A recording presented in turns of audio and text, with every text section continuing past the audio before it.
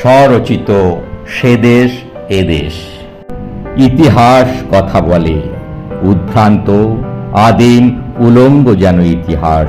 সৃষ্টিকর্তা তো নিজেই কখনো হিন্দু, কখনো মুসলিম, কখনো বৌদ্ধ, কখনো শিখ বা কখনো আরও অন্য কিছু।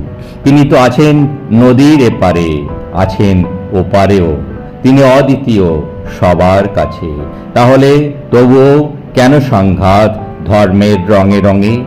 ইতিহাস কথা বলে, বলে ইতিহাস তোমরা তো ছিলে ভাই ভাই, আজও আছো তাই।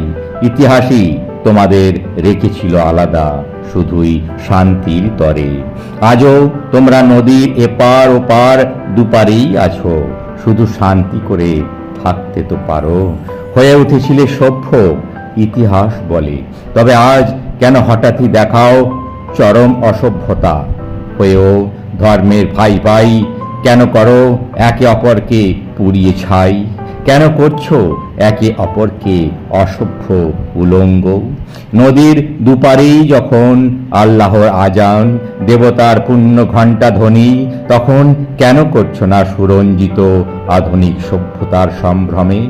আল্লাহ, ঈশ্বর এরা যে অবাক হয়ে হাসেন, দেখেন তোমাদের আহমক ক্রিয়াকলাপ।